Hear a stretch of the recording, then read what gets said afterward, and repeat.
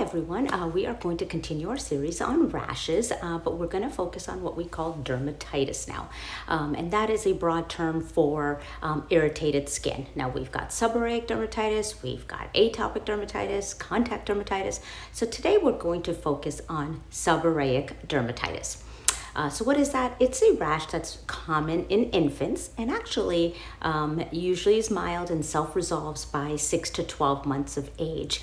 Its exact cause is unknown, but contributing factors can include genetics, stress, chemical irritation, and even possibly yeast that is naturally on our skin, and also possibly hormones from mom.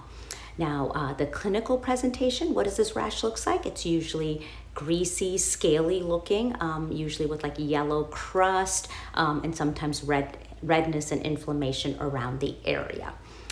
So now it's most commonly distributed in areas where there's oil glands. So you're going to see it on the scalp, the forehead, and even the cheeks, and then sometimes on the trunk and the diaper area.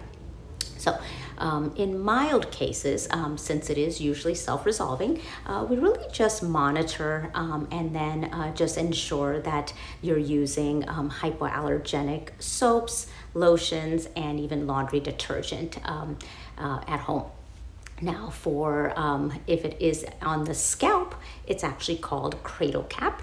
And for, again, mild cradle cap, we do supportive care. And one of the options is to massage some oil into the head. We don't use olive oil or peanut oil. And you just let it sit there for up to an hour, let it soak in, loosen up those scales. And then you take a gentle brush or a comb and comb out the scales. And then you go ahead and wash the head with a gentle hypoallergenic soap or even some cradle cap shampoos that are out on the market. Now, when we move over to a little bit more moderate rash, where we're seeing a little bit of redness and inflammation, whether it's on the scalp or the skin, we do add a topical steroid and even a topical antifungal cream, most commonly ketoconazole. Now, if it's on the scalp, we may opt to do ketoconazole shampoo instead of the cream, but you could use either. If it is involving the folds, so if you see the rash in the neck area or the underarm, then that antifungal coverage with ketoconazole is important. Now, sometimes in more severe cases, we can actually get a risk of getting superimposed bacterial infection. So if you start seeing a little bit more of drainage, fluid, or increasing redness or crusting, we may need to add an antibiotic to cover bacteria.